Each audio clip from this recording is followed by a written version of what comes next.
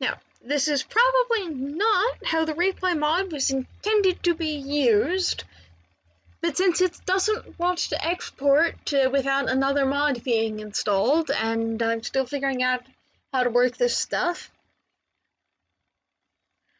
you're instead getting a video where we pull a bit of the professionalism screen on back and you get to see how the videos are made. That's a much better slant on this than I have no clue what I'm doing and you get to watch me fumble. And I'm proud of that slant doctoring.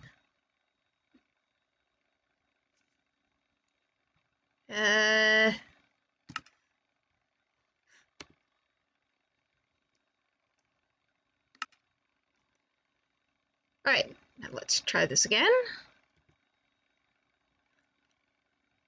We're following along on the actual pre-made camera path instead of getting stuck back at the area over by my chests. And we get to watch a very, very tiny time lapse. And also the chunk next door fading on out. The map square next door fading on out as I go back to fetch more building materials.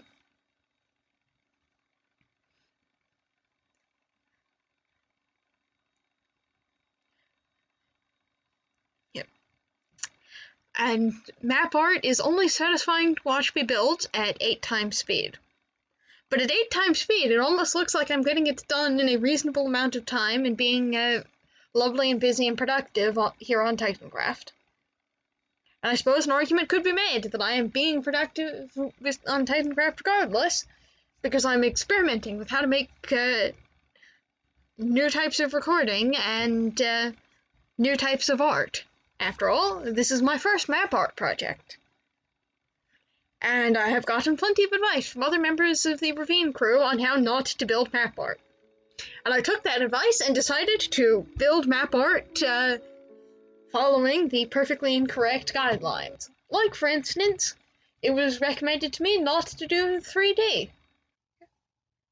But I liked building it in 3D on the small sample I got to build of Spark's map. And what even is the point of making map art if you don't leave a glorious flying spaghetti monster tribute to look at from ground level later? I, for one, welcome my glorious flying spaghetti map art.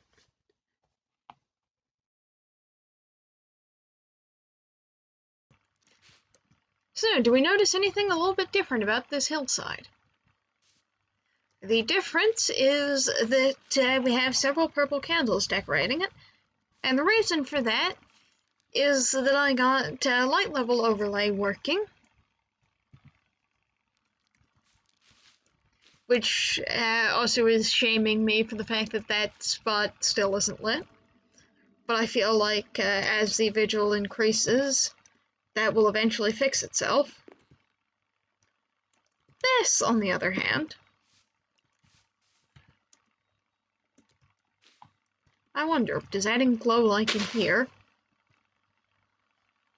No, it doesn't, because glow lichen doesn't generate enough light to keep itself spawn-proof, but it does at least improve the aesthetic slightly. So, much of a muchness. Anyway, I got light level overlay working, and it told me about all of these spawnable spaces here on the hill. And I decided to fix them in purple candles rather than torches because purple candles are objectively prettier. And I say this as a completely unbiased person who's using purple candles from my vigil color. Though, as you can see, we have some extra candles have been added. I got death counts out of some of my fellow Titancrafters, and at the moment, they're still being represented by signs, since I haven't put in the proper floating lanterns for the tens column. Since I've been a little bit distracted and have not gone and bought wool. I do not deal in sheep.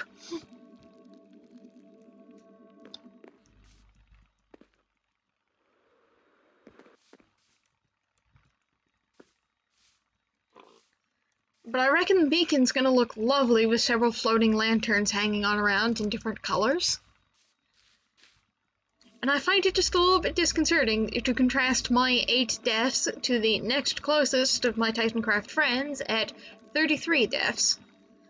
I think the conclusion is that these other people spend a lot more time than I do in the above. Either that, or these people need to carry around totems more often. Either way,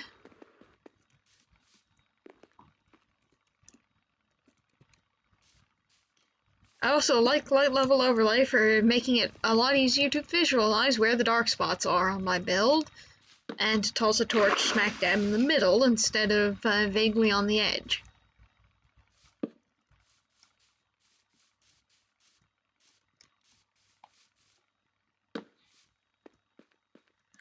Now, back to me experimenting with time lapses.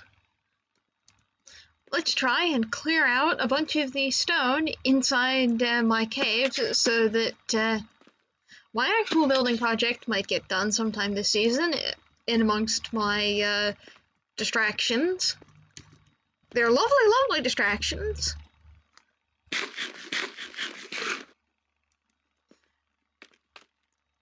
But I did have a project I wanted to do, and step 1 of that project is clearing out an awful lot of stone here.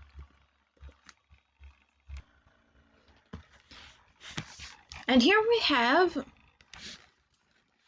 my second tiny little time lapse, or rather, a not so tiny little time lapse. Because even at 8 times the speed, it still takes a while to fully clean out a cave. Still, I am proud of how well everything came together and how much progress I managed to get done on this here cave. I'm aware that this is not quite how one should film with replay mod, but I'm still working on learning how to use it, and I haven't quite figured out the trick for how you get it to export properly. And that little blip right there was me going off to deposit my stone up in my storage area and wandering out of range of the cave, causing it to deload momentarily.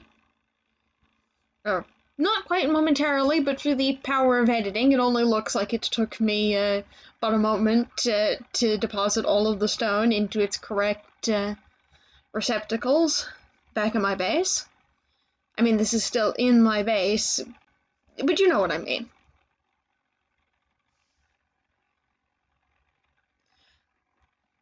And as I'm working on along, we get to see some formations starting to develop.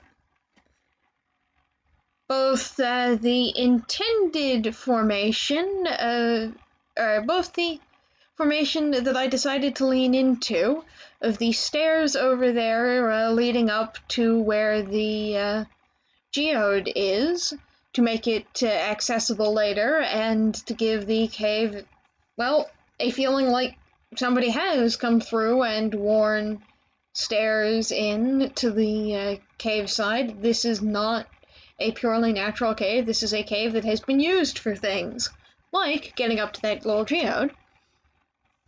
And then the formation that I don't quite like, which is both the line up there back from where the top of the ravine had initially been, and the weird overhang of the wall that's going to be more prominent as I come in down closer to ground level and realize how it doesn't quite line up the way I intended it to. I mean, I knew that it wasn't quite going to for a while, but I wasn't sure exactly how it was going to be wrong. So,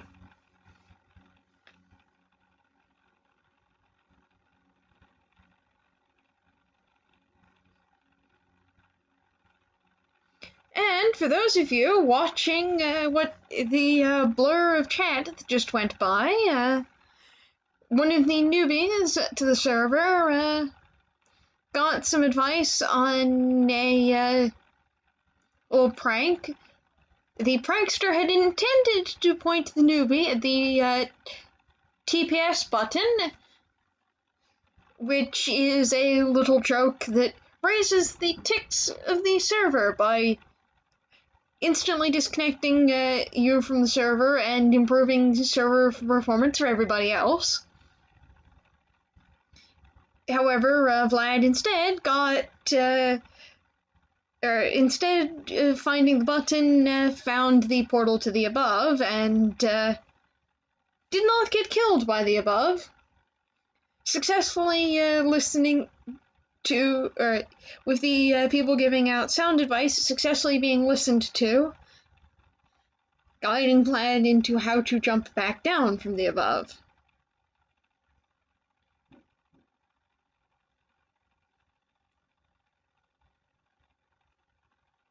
And yeah, you can see how we have it just weirdly bowing out and then not following up with that curve over on the wall. I make some efforts to fix that later, but a useful demonstration on how working at ground level doesn't always produce the cave features you want, but at the same time, carving it at this sort of scale with interesting detailing occasionally produces a much more natural look than just taking, say, world edit or mathematical precision and removing entire chunks until you get this nice perfect sphere. And once again, chat is having an interesting discussion. This time about what it's like being on a server with other people.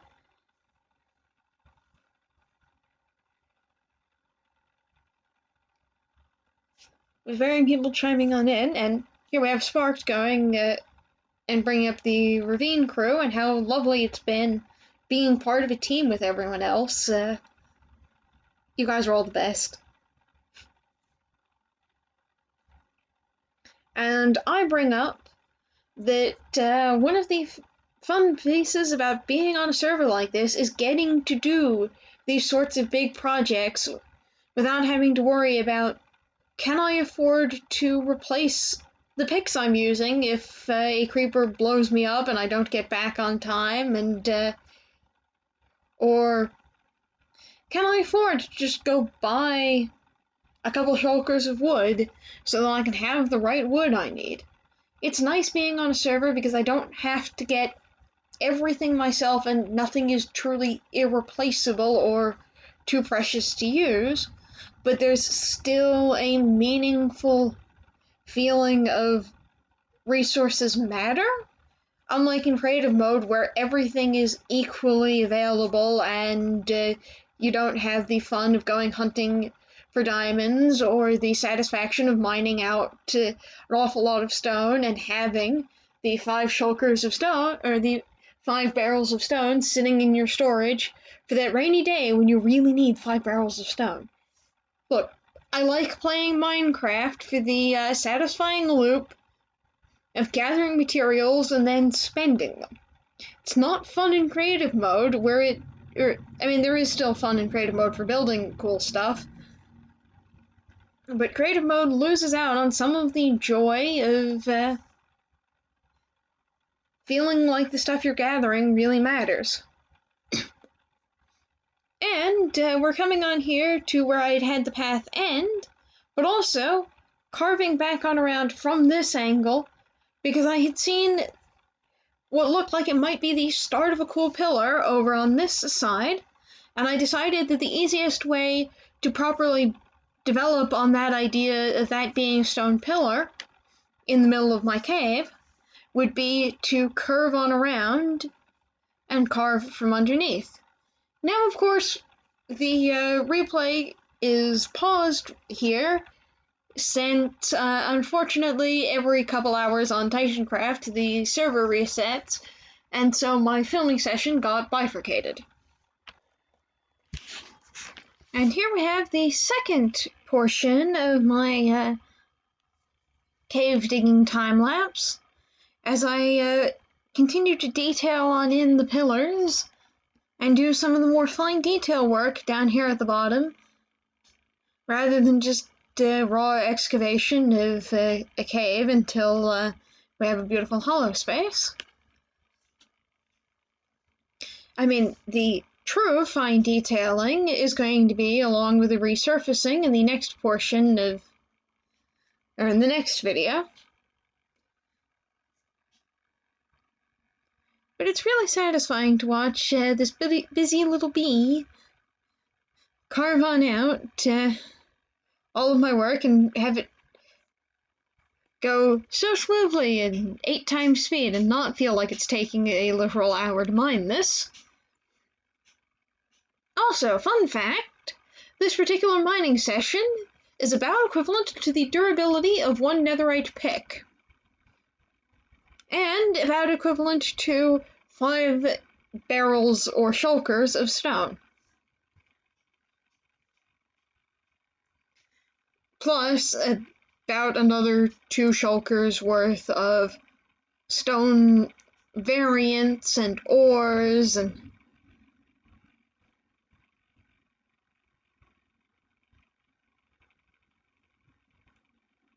yes, I am aware that that skeleton was there and shooting at me.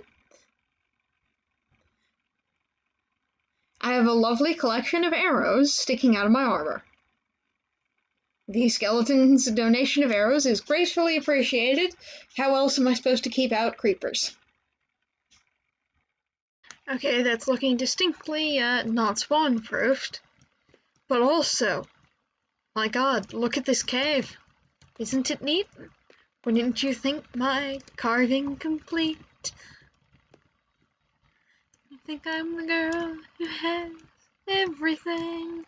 And I should stop singing Disney songs before I get a copyright strike. But anyway, I actually have down to ground level and some of the shape of the cave. I'm going to want to reshape those pillars over there and that pillar as well, because both those pillars really need to be less dinky little bits at the very bottom. But I'm trying to figure out where in this cave I want to set out the platform for the dragon to be sleeping on. I mean, I could pile the dragon's hoard down the very bottom of the cave, but something about that wall is also calling to me, saying put a ledge there. I think I'm going to sleep on it rather than decide right now. So, if you have a distinct preference for where in this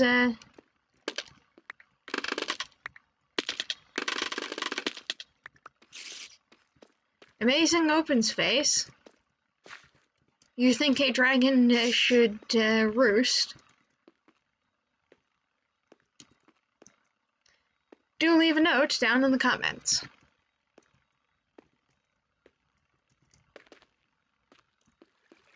Both of the paths off I intend to wall on up. I think I'm going to leave the amethyst just barely visible. And I also intend to curve the wall on around here, so there's probably going to be effectively a wall connecting there. And I'm probably going to carve out the underside of the road here. However, all of those are lovely finesse work I can do while detailing the cave rather than the beautiful raw carving stage.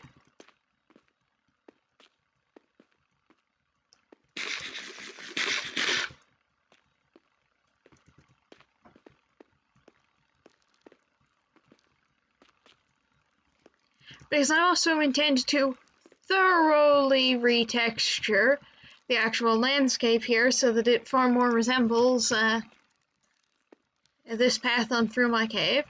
So more cobbled deep slate, a lot richer in ore, more lush greenery, more dripstone, and some basalt spikes.